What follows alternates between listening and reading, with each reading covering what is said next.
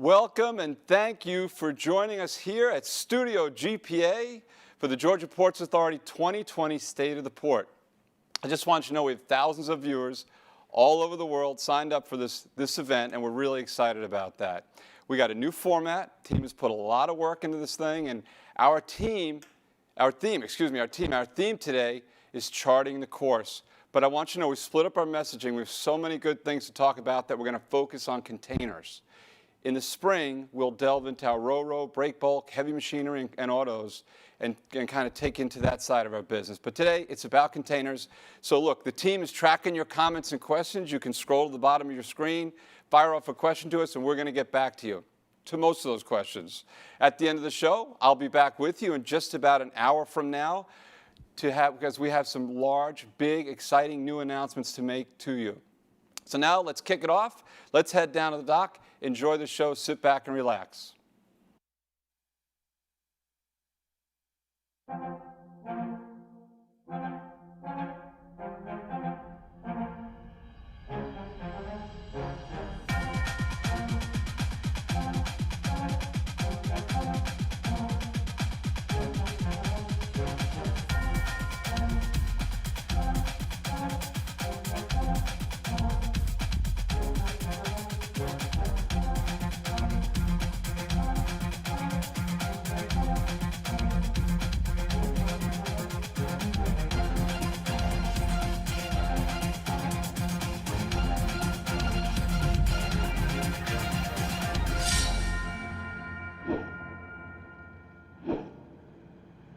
Hey everybody, Griff Lynch, Executive Director of the Georgia Ports, here with you celebrating our first ever virtual State of the Port. I'm really excited today because this is just not a State of the Port. This is actually GPA Game Day. We have a bunch of stuff that's going to happen today, but I want to first introduce my co-host, Chairman Will McKnight. Will? Griff, thank you so much. It's great to be here with you and the whole GPA team. Just really excited about this virtual State of the Port. Now, usually we're in an auditorium, but Griff, if you would, please tell us a little bit about this virtual State of the Port. Well, first of all, I hope you're really enjoying the scenery here. We are sitting on berth 6 of the GPA, the largest container terminal in the Western Hemisphere. Behind me is a Maersk vessel. We have another 5 ships at the dock right now. That's a total of 6. But we have one special ship that's going to make an appearance for us today in our turning basin, and we got some special guests. But we're going to host this out in the dock. You might hear some of the activity and see the trucks moving. We want to celebrate the GPA and talk about all the great things that are going to happen today. Yeah, Griff, 7 ships, that's unheard of. You know, I can remember when I first got on the GPA board 7 years ago, we were excited to have about 4 ships. It's amazing doing all this, what's been going on in the world the last 6 months. Tell us a little bit why this is happening now. Well, you know, Chairman McKnight, we've all been through a lot over the last few months. Everybody's kind of been through tough times, and we're so pleased that the team, the ILA, the Georgia Ports, all of our trusted customers and vendors have stuck together to work through this thing together. And while we had a few tough months, this first quarter of the year has been incredible. We're actually breaking records in a pandemic. You know, Griff, my former chairman, Jimmy Allgood, told me how he was really sorry that I was not going to be setting records. But yet, you're now setting new records for tonnage and TEUs coming through this port. It's amazing. Your operate but isolate philosophy has really worked out great. No, it's great. And today, you know, what are we going to do today? We're going to hear a message from the Governor Kemp. Right? We're going to talk about GPA expansion projects. We're going to talk about SHEP, a 20-year program, the Savannah Harbor expansion program, and a whole bunch of other stuff, including our numbers. But Will, I'd like to pass it to you. You're going to introduce the first piece. Well, so it's great, gives me great pleasure to introduce our governor. Governor Kemp has been a strong ally of the entire GPA team. You know, and it goes to show that he is really committed to making Georgia the best state to do business in. And you know, Georgia has been the #1 state to do business for the past 7 years. And it all goes back to the Governor Kemp is really in tune with large and small businesses. You know, Griff, Governor Kemp was a small business owner before he became governor. So that really feeds into what we're doing here at the Georgia Ports Authority. You know, I'm just so proud to introduce you to Governor Kemp, a message that he has about it for us right now. Greetings and welcome to the first ever virtual State of the Port. While I wish I could be with you in person, I'm happy to share Georgia's message of resilience and opportunity, made possible by the deepwater ports of Savannah and Brunswick. Over the past year, our nation has faced unprecedented challenges that have impacted our daily lives and our economy. We've had to rethink how we handle the logistics of healthcare, retail, manufacturing, and the global trade that supports these endeavors.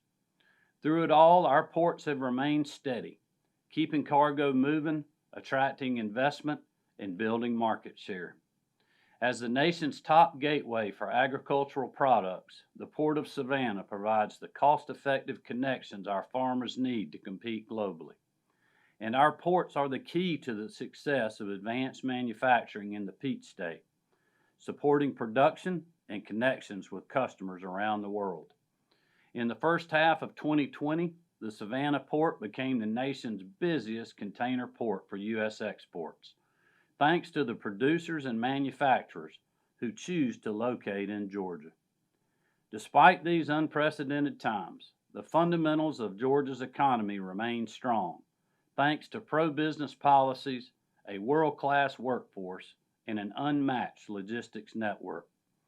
From auto production to cybersecurity, to farming, flooring, and more, businesses from across the country and around the world have Georgia on their mind. My administration remains focused on providing real opportunity for hard-working Georgians. And with great partners like the Georgia Ports Authority on our side, I know that our best days are ahead. By continuing to invest in workforce development, prioritizing innovation, and maintaining a top-ranked business climate, we will emerge from our challenges stronger than ever. Thank you, and God bless. Thank you, Governor, and your entire staff for all the work you do for the Georgia Ports Authority. And with that, I need to thank our entire GPA board, executive members Joel Wooten, Kent Fountain. Griff, tell us a little bit about when the governor first started, when he first came into office, and how you met him for the first time. Well, as you know, it's a great story. You know, when you sit in this seat, new governor coming in, and everybody's curious, how's it going to go? And you get the call, let's go visit with the governor. And I didn't know what he was going to say, but I got to tell you, this is a man who believes in the state of Georgia, and he believes in the Georgia Ports Authority. His words to me and to our entire team were, you guys are expected to run that port like you've been running it. Run it like a business. We want you to create jobs for Georgia. We want you to stimulate economic development. And we want you to make sure we have the best port in the world. And that's what we strive for every day. And it's a perfect segue to talk about our next segment. Whenever we have a big project, we start talking about that a long time in advance with you and the entire board. And we say, hey, look, strategically, this is where we need to go. And, you know, I mentioned we have a 10,000-foot berth here. We can handle 8 ships alongside right now. But one of the challenges we have, as you know, is we have a demand for more larger ships. A couple of years ago when the Panama Canal opened up, we had the first 10,000 TEU ship come through. I remember that. And we were ready to go, right? We had our berth, we had new cranes and ready to go. Then we had a 12,000 TEU ship, and we worked a 10 and a 12 side by side.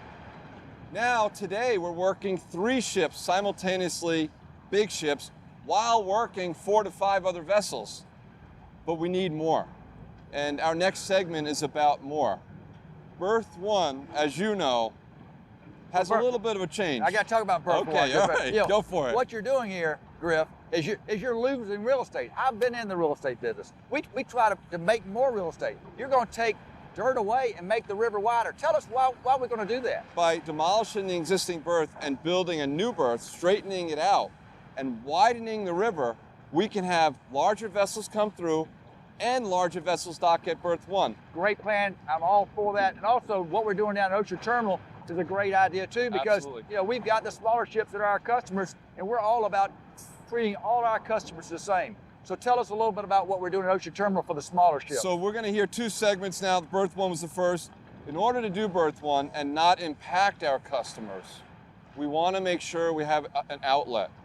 At Ocean Terminal, we can send smaller ships down there while we're constructing the new Berth 1.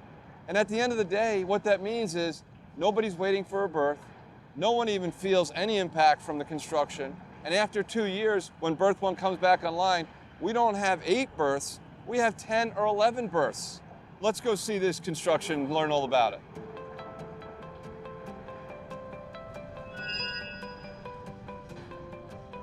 Hey folks, I hope you're enjoying the program so far. This has been a very exciting state of the port, and we've got some more great news for you. We're standing on Berth 1 of the largest container terminal in the Western Hemisphere.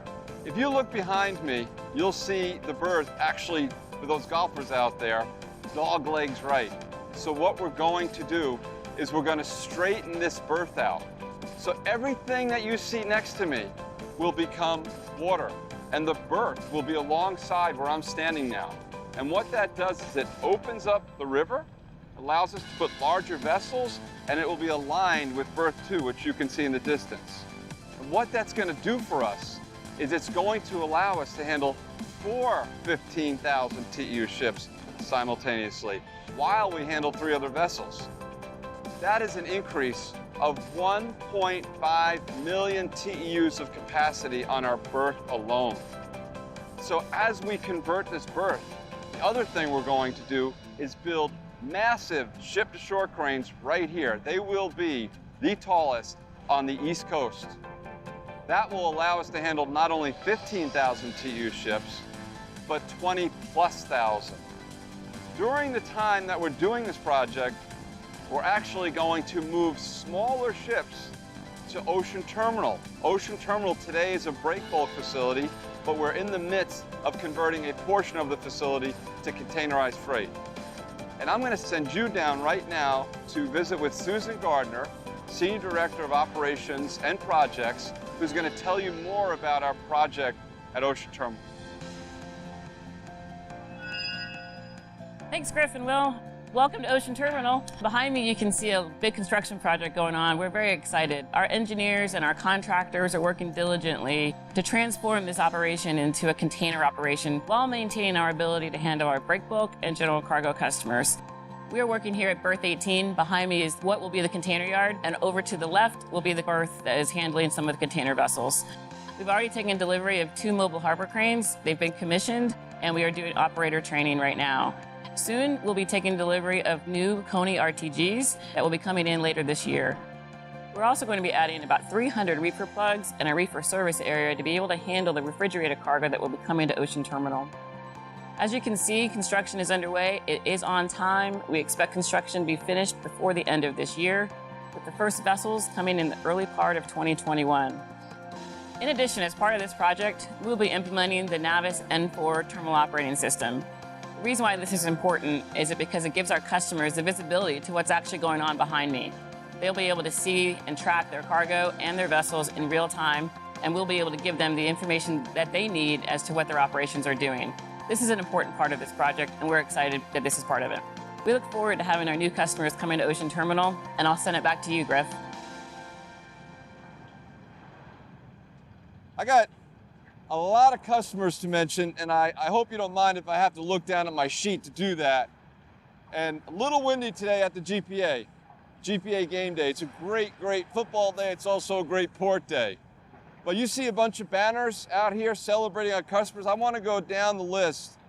We start with the CMA CGM, our largest customer, the ONE, OOCL, NYK Line on the Ro-Ro side. We got Ucor, the car carrier. WWL, big customer on the Ro-Ro side as well. Hyundai, Glovis. We got Turcon, Seaboard Marine, ACL, Costco, another big fast-growing company, Evergreen, based in Taiwan. The G2 Ocean, MOL, MSC, Maersk Line, K-Line on the Ro-Ro side as well. Zim, longtime partner of the Georgia ports. Yangming, Sealand, HMM or Hyundai, Hapag-Lloyd, another large customer at the GPA, by the way, great partner for the GPA as well. Hamburg Süd and Grimaldi Lines. I want to make sure we say thank you for bringing your ships and trusting your business to us. And now let's go back to the desk.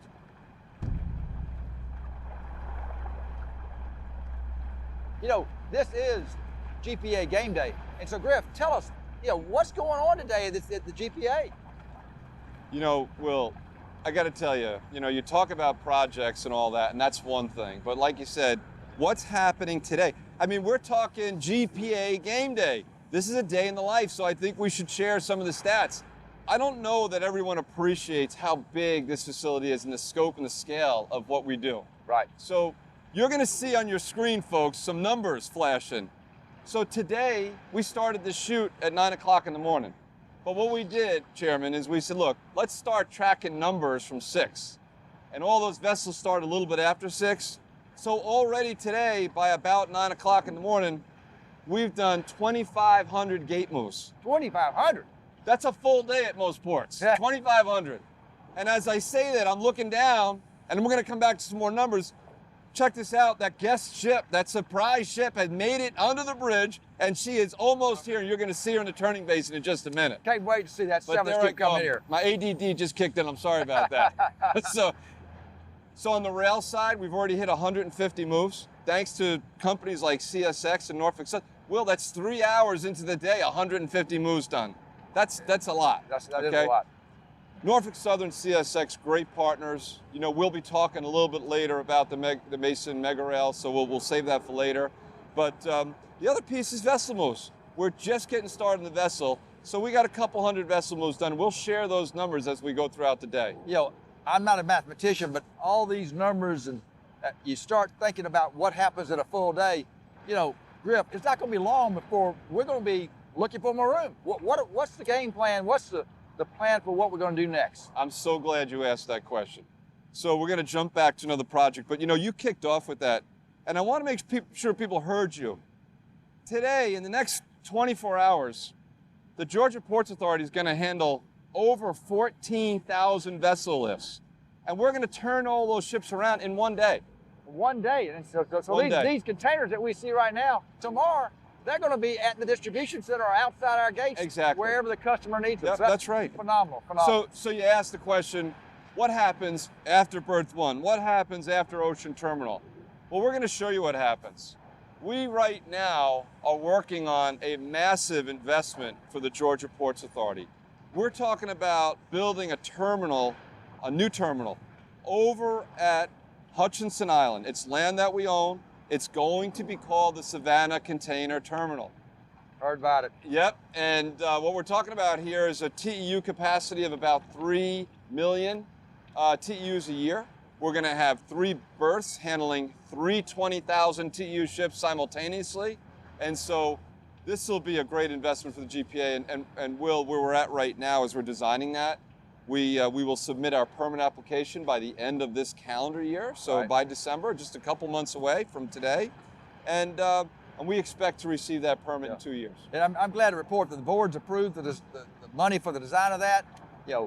That is right straight across from Ocean Terminal. It will be a great addition. It has access, direct access to I-16. Also, it already has rail access. So it's going to continue with the product that we've been offering here before about how we're going to be able to get the containers off the ships and on the road or on the rail within a day. And what's great about it is, let's go back to that mission from the governor. I want you to create jobs. I want you to stimulate economic development. And that's what that project will do. And what it also does for our customers is they know they can grow with us. They know we're in it for the long haul because we know they're in it for the long haul.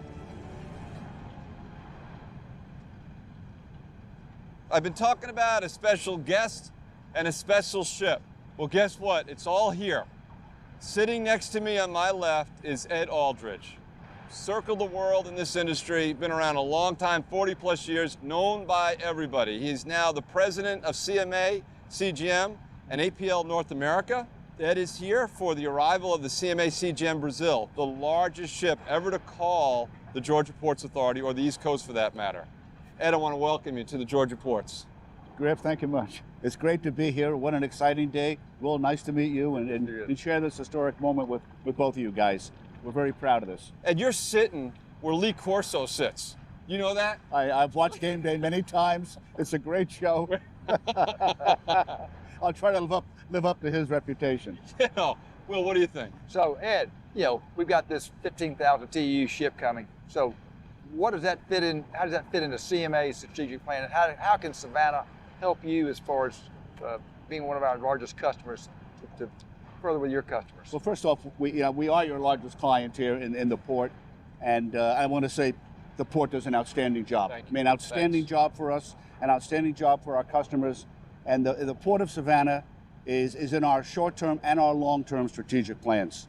We know how the customers are positioning themselves around this gateway, how the customers are going to use this gateway to get to the interior part of this country, and we're here to serve our clients. And where the customers are going, we're going. Yeah, great. So we're going to be here, continue to build on this great partnership and great relationship, and exciting times. What we love about the Port of Savannah is the fact that you think the way we think. You're looking at providing differentiated services to your clients, all right, and you're putting all of the infrastructure around it to make this happen. So we go where our clients asked us to go. Right. This is becoming a major hub for them in the Southeast, and we'll be here to support them. What do you think when you see your ship out here? What are you thinking about that? I mean, this is awesome. You think about, I've been in this business 40 plus years. I used to work on a tugboat. Is that right? I used to work on a tugboat that went down to Puerto Rico and tugged, and we worked, ships in the New York Harbor. And now to sit here and work for a company that's bringing in the largest ship on the U.S. East Coast, coming to the largest terminal on the U.S. East Coast, this is quite exciting. It's very exciting, very, very exciting. This turning basin behind us, we just deepened 5 feet doing for Savannah Harbor expansion project. What does that 5 feet mean to you as far as being able to? Well, being in the business a long time, 5 feet to me means 1,000 more containers that I can bring in through this port to service our clients, and that's extremely important to us. Ed, So- can you mentioned 1,000 containers, but can you get the business? Oh, we got the business. We have we have tremendous customer support, and with your help here in this area, I see only great things going ahead.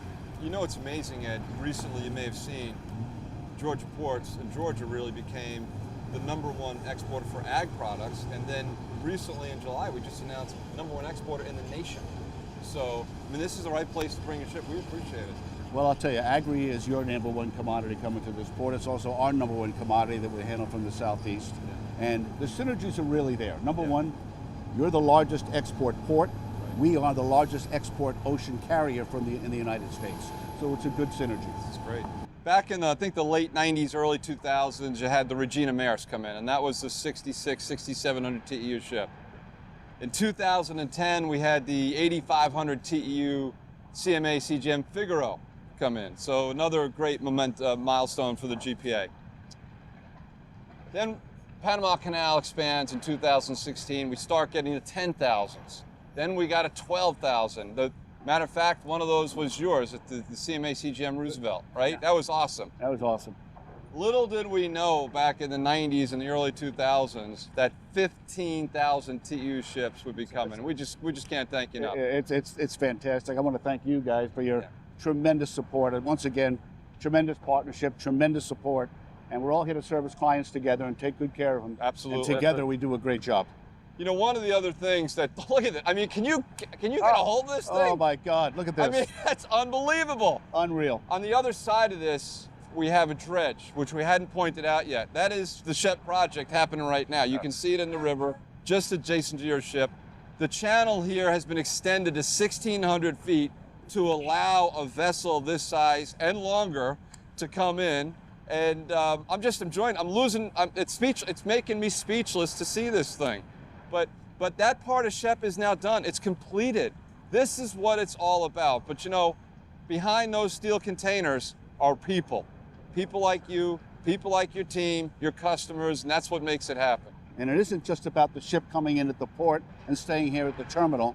It's going to the customer's premises and to the ultimate consumer. And your product that you've got in place, your 1, 2, 3. Yeah. Your 1, 2, 3. Oh, outstanding. You know, We love that. So what? We got new cranes coming in. So you talk about 23,000 on this size. You be ready? We got some new cranes coming in, gonna be a little bit bigger. So we're ready for that. We've got the mega rail project going in the backs.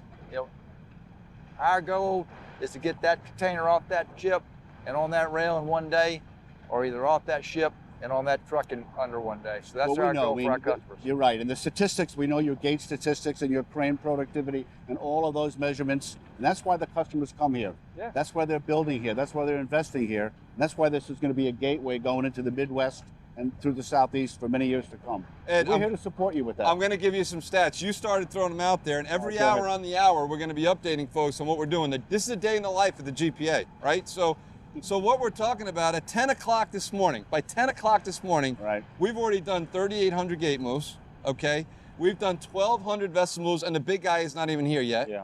And we've done 250 rail moves. That's, I mean, Very impressive. it's unbelievable. Very impressive. You guys, as I said, you guys do a great job for us. Thank you. Appreciate So it. thank you so much. Ed, I want to thank you for joining us today. We can't thank you Thank enough for you. being here. Great job. Thank you very much. Listen, before you shit, Yeah. you gotta pick your colors. What's Well, you're Lee Corso, man. All right, I'm Lee Corso. I'm taking the white team. All right. But GPA's a winner. White GPA's a team. winner. Here we go. All right. Good deal. All Thank you right. so much. Thank you so Appreciate much. it. so much. Thank Good you. deal. Thank you. Great job, man. Thank you. Thank you. Thank you.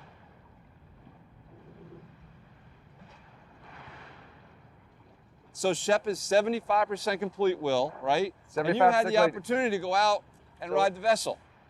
So we went out and looked at the dredge and all the work that's going on. The Corps of Engineers, David Perdue, and the entire delegation for the state of Georgia has been just great in getting this project through. It's been 20 years since we started this project, and we see the end in sight now. So let's go see the operation.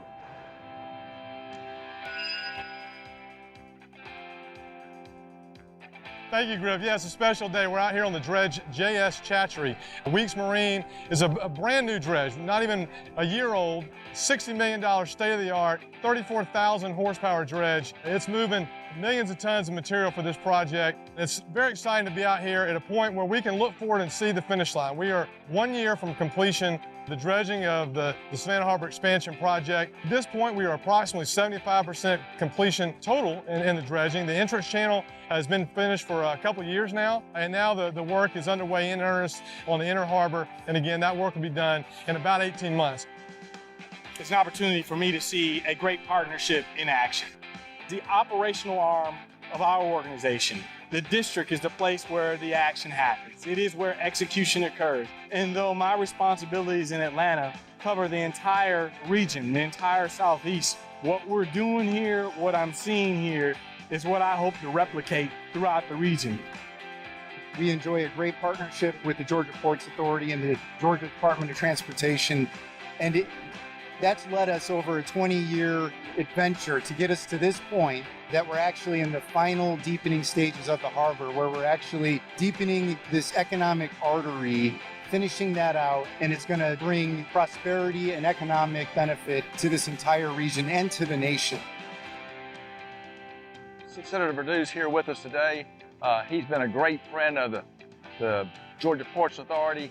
Before he went to Washington, he was a member of our board. Then he went to Washington as a senator and has just been a great friend as far as the funding of this project. You know, Georgia and the people of Georgia have been trying for 20 years to deepen this port. And frankly, just 5 feet, that's what we were trying to do, that's all. It's gave this investment here, about $1 billion, gives us about a 7.3 return on investment. That's remarkable. That's a really high return on investment. This is the fastest growing port, the third largest port, and our largest exporting port in America is right here in Savannah. And when we get through with this, the post-Panamax ships will be able to come in here fully loaded. That'll dramatically increase the volume of this port. It's amazing to me that this dredging operation would fill the Georgia Tech Bobby Dodd Stadium 19 times. We will see the completion of this by the end of next year, the end of 2021. That's a remarkable achievement after 20 years of trying to deepen this port just 5 feet. Well, you know, I can't help but notice your shirt. You have your Georgia-grown shirt on. And what better testimony to Georgia being a great place to do business, and you got a port that is now the leading export port in the country for containerized cargo. And when you get the deepening in place, you have 5 feet greater depth. And with each foot, you get between 150 and 200 extra containers per foot of draft, which is amazing. And that is the biggest impact of that is on our export. So our Georgia-grown products will have better access to market, cheaper access to market, and that's really what the economics of the whole project are. A 7.3 to 1 return on investment on a $1 billion project. But it's because of that Georgia-grown opportunity, because of the manufacturing base that we have here now, and of course the consumer demand that generates that with the continually growing demographics of the area. Even though it might have taken a little while to get here, it's perfect timing to be hitting that finish line. Back at the game day desk, you see the ship behind me coming alongside. That was incredible, right? I mean, really awesome. But it was really also neat to see this project coming alive, the ship project. It's 75% complete. Economic development is what it's all about. And that translates into jobs. It translates into sales and revenue for the state. And you know, we do this every couple of years, and I think we just did it. And you have some stats to share, so go for it. It's amazing, and I'm glad to report another great year as far as our stats. The Terry Business School from the University of Georgia did the survey. 500,000 jobs this year after being 400,000 jobs last year. That's what it's all about, Griff. It's increasing jobs in the state of Georgia. I mean, Will, you know, when you think about 500,000 jobs touched, that's not just single people. That's a person who has a family, who's providing for their family. That's a truck driver. That's someone working in a warehouse. That's a manufacturing facility. That's a farmer. That is so many different people across the state. And what's really interesting thing about this is that's only Georgia. And we know that our impact and our reach goes way beyond Georgia. It does. I think when we talk about the stats, we should also hit the numbers. For the fiscal year 2020, we took a hard hit in the fourth quarter as a result of COVID. But even with that, we were 4.4 million TEUs handled, just down only 0.9%. We actually saw an increase of total tons. We were up 1% over the last fiscal year. So this meant a new record at 37.7 million tons. Now, moving on to the first quarter of the year, container-wise, very excited to report that we're off to a great start. We're doing really well. July was a tough month, down 6%. But in August, we had a record month, all-time record, up 1% year over year. And September was also a monthly record, up 8% over last September. Really good news there and something to build on for the next year. So the totals for the first quarter of the year, 1.2 million TEUs. Just about 20 years ago, that's the entire volume we handle all year long. Amazing stuff. Now on the auto side, took a harder hit there as everyone did. Auto plants shut down. Auto parts stopped moving. The numbers were down in the last 4 months. So our numbers were off by 8%, which isn't bad considering all that we went through. 650,000 autos handled in FY19, 600,000 autos handled in FY20. However, I'm very pleased to report, though, the first quarter of the year, we're off to a strong start. We're up a couple of percentage points. Hopefully that's something we can build on.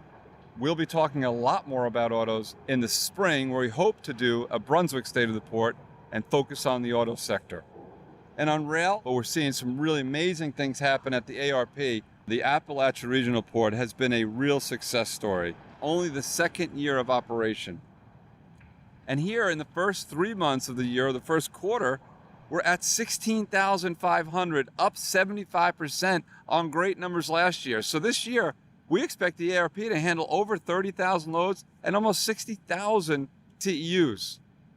ARP is the new inland port that we built just 2 years ago. And when you think about lifts and volume, we never expected it to be as successful as it is. And we worked with the state, right? Governor Deal and Governor Kemp's team. And we said, look, this has definitely got some economic development potential here. There's a lot of land around it. What have we seen happen? Now, what's really neat, we haven't even seen the export market kick off yet up there, and we're already hitting these numbers. Right. So you don't know this yet, but in the next couple of months, we're coming to you for some money. We're coming to you to expand the ARP. I hope you're going to support us. I guarantee you the board will support growth like this. We were thinking the ARP was going to be a loser for 5 years. It's phenomenal what y'all done up there, Griff. Great job by that whole team up there. Thank you. I think when we leave off at ARP, it's a great time to go to the Mason Megaраil. Because if all this intermodal stuff is going to be adequately supported here at home at the Garden City Terminal, you got the biggest container terminal in the Western Hemisphere. Why shouldn't we have the largest rail facility, on-terminal rail facility here in Garden City? When you told me that we were going to be putting 10,000-foot trains together on our port, I said, you're crazy. Well, I think what we should do is, we had this session at the Megaраil. Let's go see the Mason Megarail. We were so happy to have Mike Simonanis, a director at Allenberg Cotton, a Louis Dreyfus company, join us just last week. And let's go hear what he has to say. Here we are now at the Georgia Ports Authority Mason Megarail on the Garden City Terminal. We've heard a lot about the Megarail over the years as we build it. You've seen it on paper, but now we're here to show it to you in real life. So the Megarail's coming along. We're building 85,000 feet of track. As you can see, the new track being laid and a brand new overpass for the trains to pass under. And as we come over, you'll see the chassis yard on the left side with more track to be laid for the S-turn. We pass over Route 307, and then we make the turn. And on the turn, you'll see on the left side the brand new bundle of 9 tracks with 2 rail-mounted gantry cranes. It is fully operational as of last month. And on the right side, the construction is now happening to bring the second bundle of 9 tracks operational. At the end of the day, folks, what we're talking about here is we'll be able to handle 6 10,000-foot trains simultaneously. And I'm so pleased to tell you that we have with us 3 special guests. First, I want to introduce Mike Simonanis, who's with Allenberg Cotton. Mike, you're a director of freight there. You oversee all international domestic freight at Allenberg. We've also got Cliff Pyron, the Chief Commercial Officer for the Georgia Ports Authority. Cliff, thank you for being here with us. And finally, our Chief Operations Officer, Ed McCarthy, who's been with the Georgia Ports now almost 5 years. So Mike, let's kick it off with you. I know that you're also the voice of Memphis. What have you seen in your time as far as the connection of Savannah to Memphis? Is it improving? Are we competing on a cost basis? How are we doing? Over the last number of years, as you guys have made these investments, we see more cargo coming in, which gives us equipment availability in Memphis. And again, cotton as a crop is both local, right? Georgia's the second biggest producing state in the nation right now. And then the 4 states of the Mid-South, so Arkansas, West Tennessee, Missouri, and Mississippi, it's an important growing area. So we're connecting to GPA intermodally, and those connections have become more certain. There's been more options available. The East Coast is a natural gateway to a number of markets. Turkey, the Indian subcontinent, Latin America, and as the services have gotten faster to China or direct service to South Vietnam, those are key markets for us. And so the transit time difference, where a customer may have not been willing to wait 14 to 21 days in the old days, as the services have gotten faster from Savannah to the foreign market, it's allowing this to be another option as well, right? For the stuff that's the not traditional gateway for the East Coast port. We're going to naturally go where the capacity, equipment availability, vessel spaces to serve our customers. We're not looking to compete both coasts against each other, but there's a lot of inherent advantages in Georgia and through the Port of Savannah that allows us to kind of move our crop specifically through the Southeast and through you guys. Cliff, Mike talked a lot about the export side. Why don't you tell us what's happening from a GPA perspective and growth to Memphis and what you're seeing on the imports? Well, it's been exciting growth at the Georgia Ports Authority. Intermodal has been our fastest growing market, and Memphis has been the fastest growing of those intermodal markets. So over 43% in the last 3 years, but it just continues to explode for us going into Memphis particularly. So we are very excited with this mega rail product and the value that it's going to bring to the Georgia Ports Authority. So Cliff, on any given year, as you know, we're running at about 18 to 20%. Rail is running 18 to 20% of marine lifts. Where do you see us going over the next 5 years, given the mega rail coming online? I think really we're forecasting within 5 years it would probably be between 25 to 27% of our lift. So as we continue to go through our gateway here, our intermodal lift is going to continue to outpace our other growth here through the port. So it is an exciting time. So Ed, that's a lot of lifts. Can you handle it? He doesn't concern me at all. Absolutely, we can handle it. The beauty of this project is these 9 tracks between the 2 bundles we'll be able to handle 6 10,000-foot long trains. That's over 12 miles of rail track being loaded and unloaded every single day. Get unit trains out to Memphis, Chicago, St. Louis. We're already doing it to Atlanta. So yes, we can absolutely handle it. No, that's great. When Ed McCarthy started with us a couple of years back, he looked at our time to connect from ship to rail, and we were in that, let's call it 48-hour range. And Ed said, we're going to be world-class. We're going to get it to 24 hours. And I'm proud to say, Ed, under your leadership, we've done that. The first thing that we did was recognize that coming off the vessel, the containers just were not reaching the rail timely enough, and the team really brainstormed some efficiency ideas on how to work it through the stacks. We've worked with some of our ocean carriers on block stowing on the vessel, so a lot of those partnership aspects has been tremendous.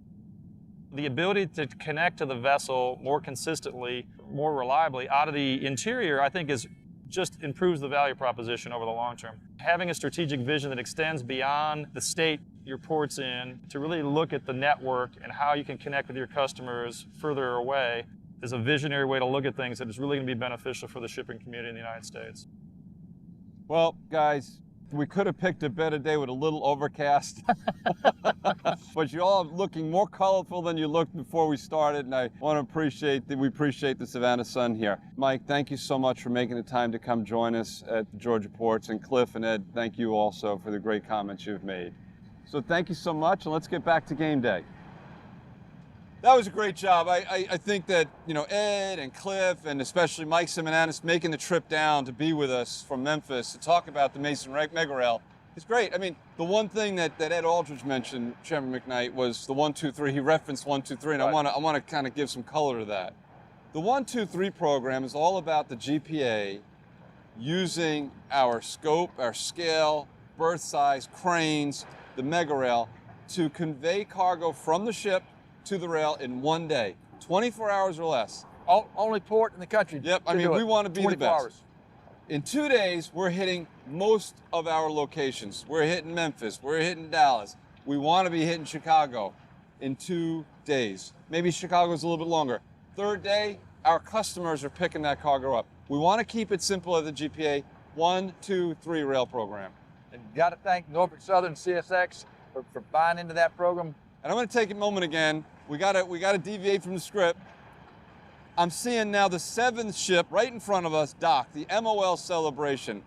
I mean, this is incredible. We got the 15,000 CMA CGM Brazil, just docked, right behind another one. We've had 4 or 5 ships come in this morning, and I think we got to get out of the way soon here. We got to use this first. So 12 o'clock, but I think it's a good time to talk about, you know, the MOL coming in. We've got cranes for that. And then also you look back here to the Brazil. Yeah. We've got our 6 new cranes with 152 feet lift height.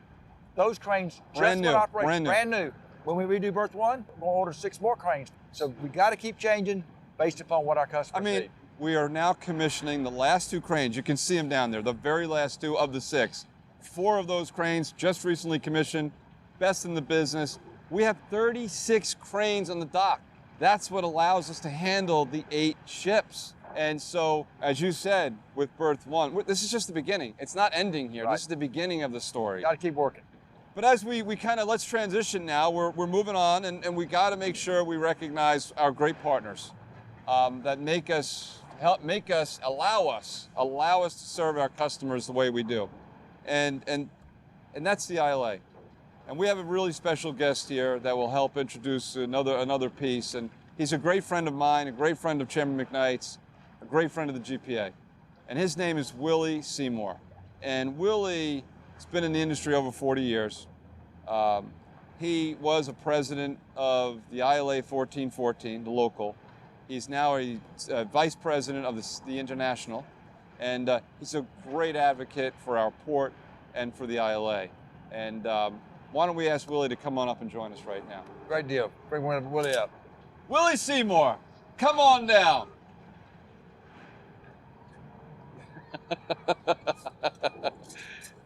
Willie, it is great to have you here with us at GPA Game Day, the first virtual state of the port. On a serious note, we want to thank you for being here with us today. It's just an honor and a pleasure to be a part of such a historical moment. I mean, Listen, behind you is the CMA CGM Brazil. 15,000 TEU ship. We got 6 other ships alongside. What are you thinking? I'm thinking that I was here in 1978. Who would imagine on this day that we would have such an enormous effect on the economy of the state of Georgia? Willie, I got to tell you, from a GPA perspective, we can't thank you and your entire team for all the things you do. I mean, we're sitting here among this, and you got cargo moving. Yes. I mean, and it's happening because the ILA is here working in conjunction as a team with the Georgia ports. I don't think people outside of Savannah and Brunswick really understand what's going on, Well, I'll tell you, to have the most intertwined working relationship with any port in the United States, we are very unique. And to have President Daggett, President Mike Vigeron, President Alan Robb, and all of the other officers, but extremely important is the men and women that work on these docks here in the Port of Savannah. Absolutely, absolutely. The men and women make this what it is. We come to work to make sure that the economy in the state of Georgia and around the world, we want to make sure that Savannah is always on top. And we've had a tremendous relationship with the GPA. One of the things we're doing, Willie, each hour on the hour, we're giving kind of an update of what's happening around the terminal, because it is GPA game day, yes. And this is a day in the life of the GPA. So I got my technology here in front of me. I want to read you some numbers. So starting at 6 o'clock in the morning, we have done now, 11 o'clock update, 5,200 gate moves, 1,700 vessel moves, 340 rail moves. And we don't even have all the vessels working. All the vessels really start at 1 o'clock. I mean, we had a couple ships, but starting at 1 o'clock, we got 23 gangs going to work. What do you think? Amazing, amazing. And to think that we never even envisioned that we were going to be in this position some years ago. And to see where the GPA have grown this area and the ILA have played such a tremendous role in what we do. Willie, stay with us a minute. We're going to go to the video, and then we want to kind of wrap up with you. Can you do that? Yes. All right, let's do the video.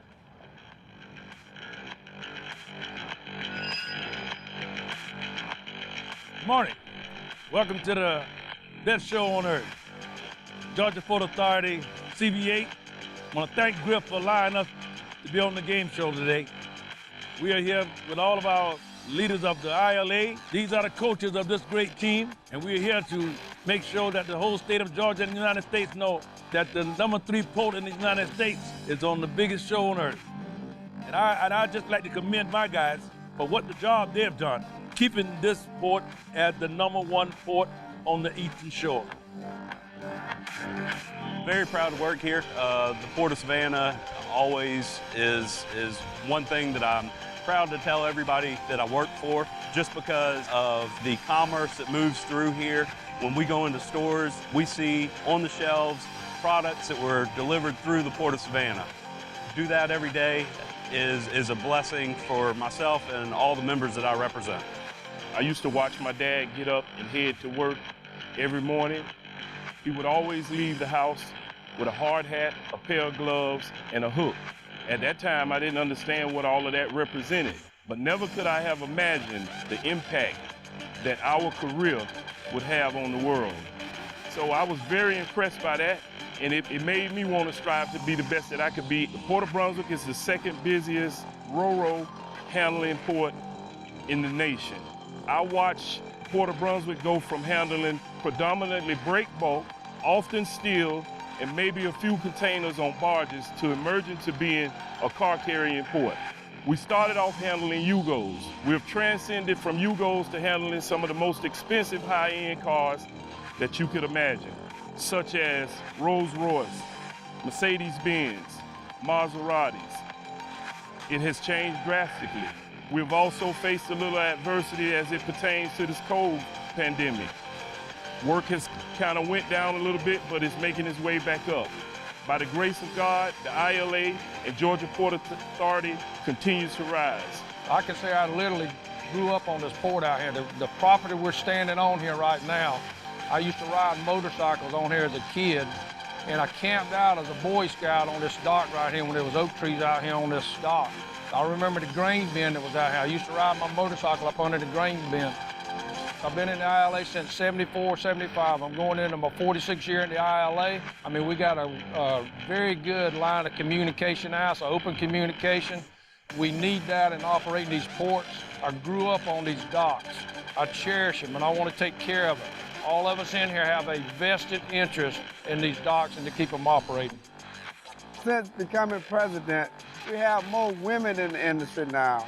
And back then, you probably could count on one hand how many women been in the industry during the time when I first came. Now you got hundreds of women that's employed by ILA, and they're doing a tremendous job. I got to give praise to my uncle, John W. Moe. He's the one who brought me down here. And they called him the Hammer. He was a character. He didn't play. With the help of Mr. Seymour, he helped me a lot as a young man when he became a business agent, because I had to get out the hole because the work was too hard. So when they gave me the opportunity to go up on deck to operate the machinery that brought the cargo in the hole, I had my mind set. I'm gonna be the best I ever did it. And I want to thank these coaches. These coaches deserve all of the credit because I am just the voice, but they are the guys right at the docks making sure it works. Let me take this portion of this program and turn it back over to the captain of this ship, Griff Lynch.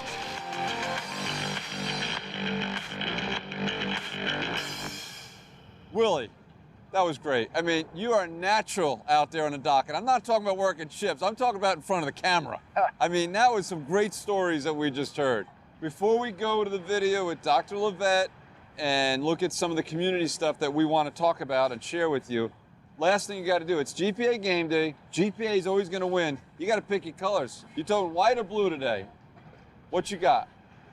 My tie is white and blue, so I'm picking white. Go pick it and put it on. You got to don the cap. That's your team you're picking. That's the winner for the day. Okay, I'm picking this team right here. Let's do it, Willie. Let's put it on. Here we go. Let's seal the deal. Thank you very much. Thank you so much. Willie did a great job. It was great to have him. And I love the part where he started talking about community.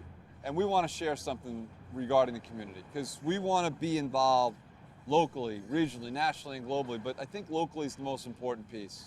I'm so proud that we're involved locally in the YES program. And this is all about developing our future leaders, our future employees. It's a great way for us to get in our community and help the kids. Well, let's go see it. We've got, you're going to be hosted by Lisa Altman, our Chief Human Resources Officer, Tanya Chisholm, who's also in our HR department, and Jamel Williams, one of the most recent graduates from the YES program, who is now training to be a crane operator.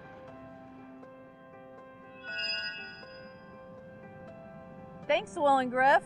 First and foremost, we are so excited about the YES program, and we are just so proud of the tremendous success we've had with it. We went from classroom to out here with one of our biggest cranes, and it's just been a fantastic opportunity for these students. We cannot thank Dr. Ann Levitt and her team enough for helping us through this program for the last 2 years. She has been a tremendous help in finding the students for us to learn and grow and bring out here to the port. So we've been really excited and we can't thank her enough. The 2 graduating classes we've had, we started off with 6 YES students and we went and had another 8 last year, and these students are absolutely amazing. They are already cut loose as equipment operators, and now we have a fantastic student, Jamel, who is going to be a ship-to-shore crane operator and one of these crane operators, so we're really excited about that. It is extremely rare with someone at his age to already be training in one of these humongous cranes. We're very excited about this. I mean, pumped up. Now to hear more about the YES program, I'm going to kick it off to Tanya Chisholm, our Manager of Training and Development. The YES program was developed to define and train and retain students to be top performing employees with the Georgia Ports Authority. The students are brought on board, they're training for 1 year, they are put with a mentor, which is an experienced GPA employee that's going to train them how to operate all of the equipment that the Georgia Ports Authority has. including jockey trucks and RTG, which is the rubber tire gantries cranes. The program also consists of hands-on and classroom training. The students are learning from the best in the business. Our employees take great pride in training these students when they come on board to learn the equipment, how to do it and operate it safely and productively all at the same time. This is a paid opportunity for these students. It is not an internship. These students are actually employees with the Georgia Ports Authority. They're getting paid as they go through the training program. Once the training program is complete, they will then be promoted to equipment operator, making that equipment operator's salary. I wanted to be a ship-to-shore crane when I first seen the port and I seen these big old river cranes. I first heard about the program through the Georgia Port Authority, the human resource. It prepared me for a career coming straight out of high school with not really much experience of just jumping right into a career job. The best thing that helped me through this program is being accessible to HR, our mentors, showing us the ropes of Georgia Port and how everything operates. It also taught me just to be myself, be safe, take my time, and just to communicate efficiently and on a professional level, just learning the different tasks every day. The YES program just allowed me just to invest in my future where I can retire at a good age once I get there, and also allow me just to have a great life. Back to you, Griff.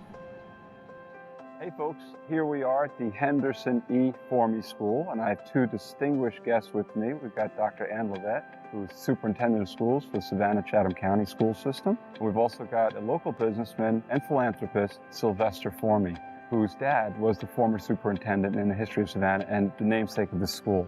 Several years ago, we approached you with an idea. The Georgia Ports approached you. And we weren't sure how it was going to be received. We were having lunch and we said, Dr. Levette, we have this idea. We are having a challenge finding equipment operators. And we were thinking about it and we said, look, the next generation is in school right now. Why are we letting kids go get lost after high school? Some may not want to go to college. Can we grab them, mentor them, and bring them into the Georgia Ports and train them?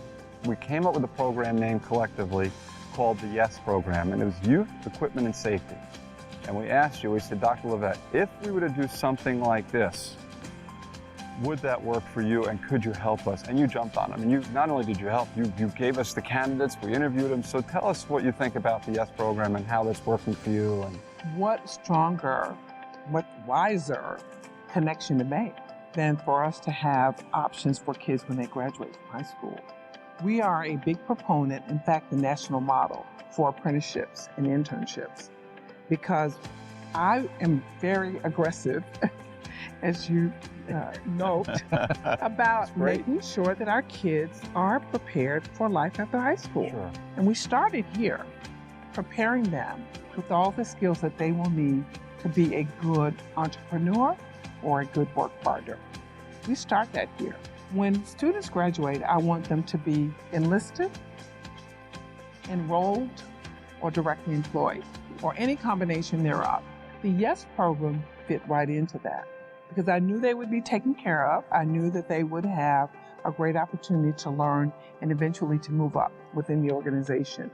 And that's what's important. You step up and see the importance of it all is a major thing for us. And I hope all of your viewing public, when we go to the trade center or any other place to have your state of the port and that sort of stuff, the place is just literally wall to wall and ceiling to ceiling. 1,000 people, if not more. All right? I want them to see this as an opportunity to join in and follow your lead and do the types of things that's going to help, not restructure, but improve the community. And that starts in the neighborhoods, it starts with the youngsters, okay? You teach the children to read and to push, et cetera. We have the assets in terms of human resources to do what we need to do. We need the other resources. So thank you very much for taking the lead. this right here, this gym, in my view, is the starting point for workforce development. It's where it all begins. So imagine this colorful, soft, well-maintained, often maintained by the kids, various sections that offer them opportunities to exercise in various ways. Work individually, work as a small group, exercise different parts of the body, but all in learning how to function in the bigger world. I think with this gym, you said sure would be great if the Georgia Ports could help us build it. And I'm here to tell you, we're not going to help you build it, but we want to cover the entire cost of it. Oh, right.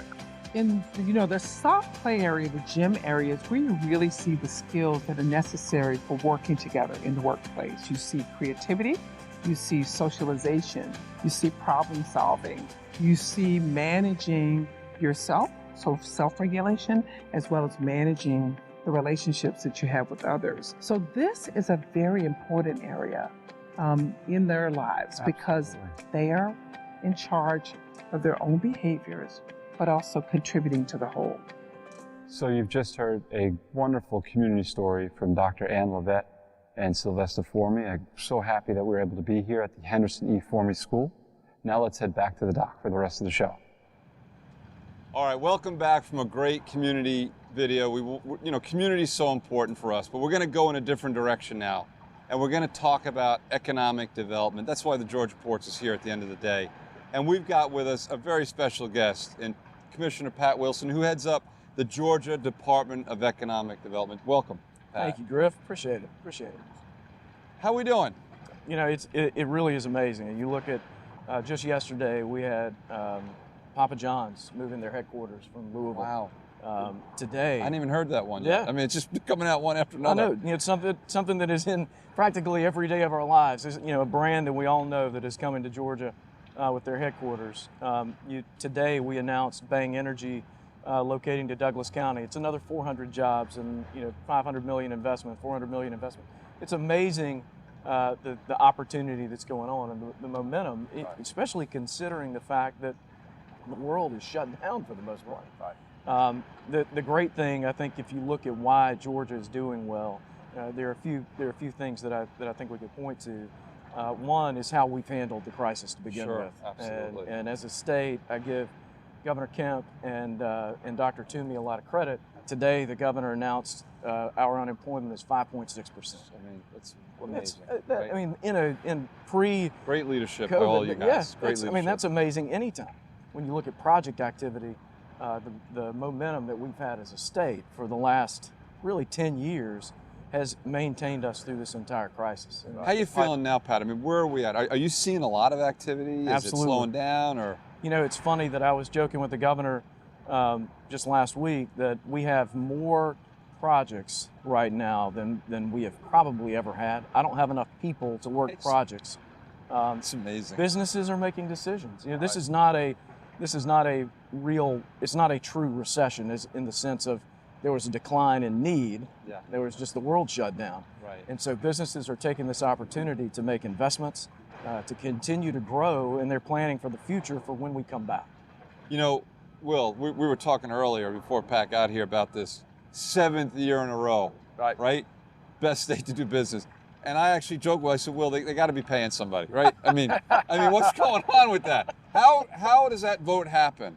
Yeah, so there's a reason that we're really proud of that, of really that tag that we've gotten now for 7 years in a row. The magazine, Area Development, that awards it, Site Selection Magazine is the other one that has also named us 7 years in a row. These are site selection consultants that are polled. These are the people that bring businesses to all over the country. They work in every state, and so there are a number of criteria that they rank us. And out of 13 criteria this year, Georgia was number 1 in 10 of 13 criteria. I mean, so not only are we doing well, but we're recognized as being number 1 in a diverse, really varied level of criteria that site selectors look at in order to make these decisions. And before we go there, I've got one thing. We've been rolling a tape on the screen about what's happening actually today at the Georgia Ports Authority. Game day. And we're getting later in the day now. We're at the noontime break hour, and you see the cranes behind me over the CMA ship have now been boomed down, and the ship is ready to get to work. But I got to tell you, so 6,600 gate moves already completed at the GPA by 12 o'clock. We have over 300 rail lifts done. We're on the way to 800 plus rail lifts for today, and it's a light day. There's days we do 1,000 rail moves. And by the way, we're talking about a 6-hour period. This is not, all night long. This is starting at 6 to 12. And then finally, we have already done 2,100 vessel moves, and we don't even have most of the ships working. At 1 o'clock today, we'll have 23 ship cranes working 7 ships.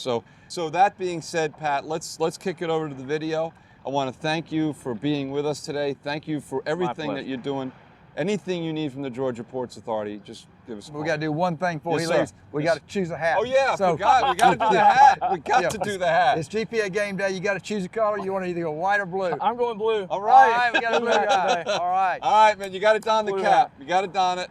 There we go. That is a big hat. Maybe I got a small head. Let's go see that video now. Thank you so much, Pat. Thank you, Pat. Appreciate it. Thank you, guys. Thank you. All right. Appreciate it. Thank you, Griff. I'm seated here with 4 economic development professionals from the Savannah area. Trip Tollison with the Savannah Economic Development Authority, Anna Chafin with the Development Authority of Bryan County, Benji Thompson with the Development Authority of Bullock County, Brant Herndon, the Executive Director of the Development Authority of Effingham County. We've experienced phenomenal growth over the past year. We've created an additional 60,000 jobs and added about $4 billion to the economy of the state of Georgia.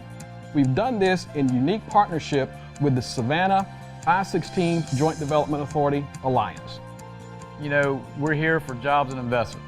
One of the biggest driving tools, if not the largest driving tool that we have, is our partnership with the Port Authority. The Joint Development Authority has been in existence for 5 years. And so what we did is we put this thing together to regionally work together and market the Savannah region just as from a holistic point of view and focus on projects of regional significance. But as a group, as a whole, we feel like working together in the partnership that we've created only enhances what we're doing with the Port Authority. And so when you bring in a customer, when you bring in a prospect, they don't care about what county's doing what, they don't care what city limit lines look like, they just want to know where they have the best infrastructure and where they can hire the best workforce. Stacey, if I can jump in, one of the great things that Tripp alluded to is that we're really a team. The 4 of us work really well together. Sometimes Tripp's the quarterback, sometimes Brant's the quarterback. We all kind of switch those roles. One thing that a team has to have is a playbook, and one of the first pages in our playbook is the Georgia Port Authority and the Port of Savannah. So we really are able to take advantage of that. I think we're very blessed down here on the coast with having good infrastructure in place. We have I-16 that takes us all the way up to Atlanta, that connects all the way up to the Midwest. We have I-95 that takes us all the way down to Miami and all the way up the Eastern Seaboard.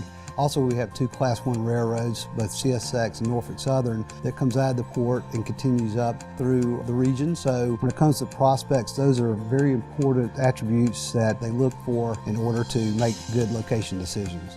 In addition to the logistical advantages that others have discussed, I think I'd be remiss if I didn't mention a significant workforce advantage that we have in this region, which really becomes a game changer for our entire area. We're fortunate to have Fort Stewart, the largest Army installation east of the Mississippi River here, in addition to Hunter Army Airfield, and this provides a valuable workforce component for us. We have about 4,000 of what we call these heroes for hire that are separating annually from the military. They're cross-trained, they're computer literate, they have a great work ethic. So as the labor market starts to tighten up again and we recover from this pandemic, I think having these heroes for hire within our region is really going to be an attractor for new companies looking to consider our area. Look, think about it. We've got 75 million square feet of industrial space in the region.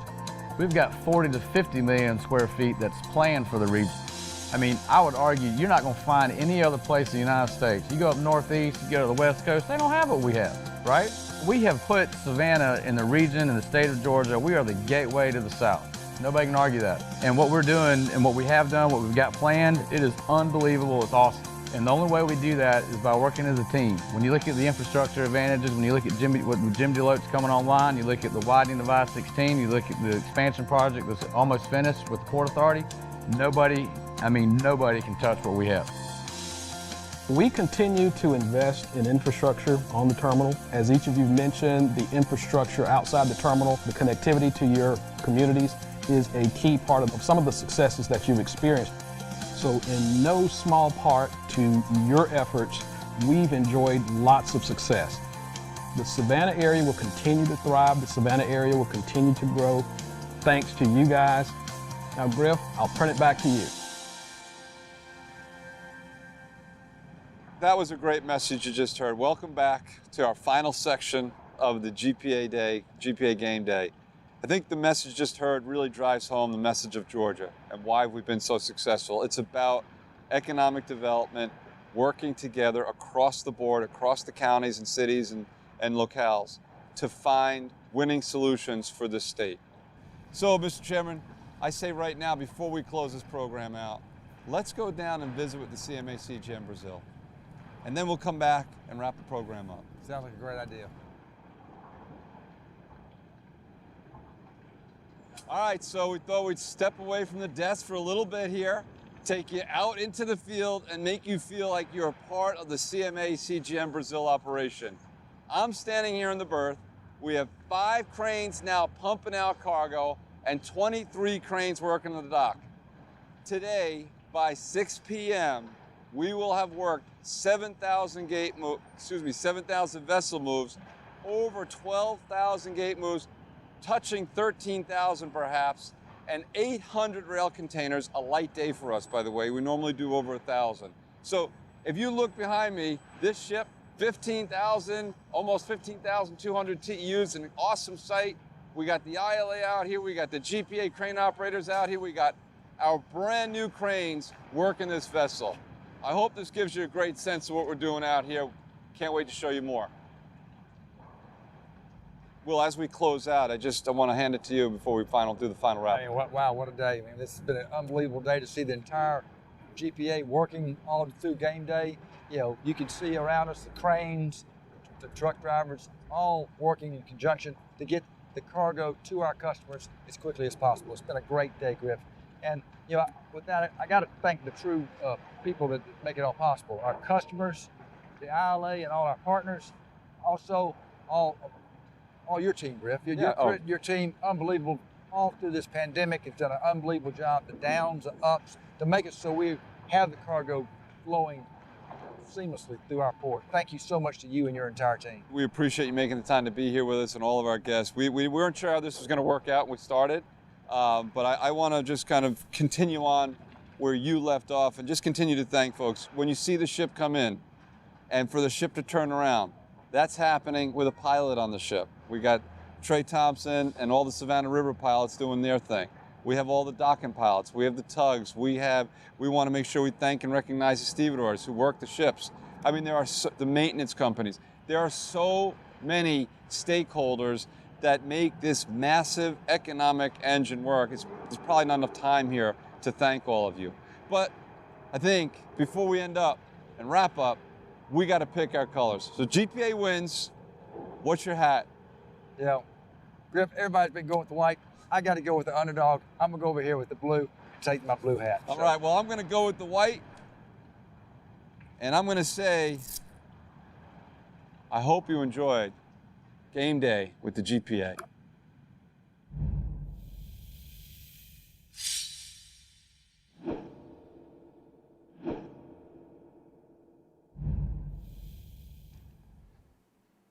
Thank you so much for sticking with us, to all those loyal GPA fans out there. I hope you could see that we really had a lot of fun doing this program, and I think it was very informative as well. And I just want to thank my entire team for what they did to make this happen.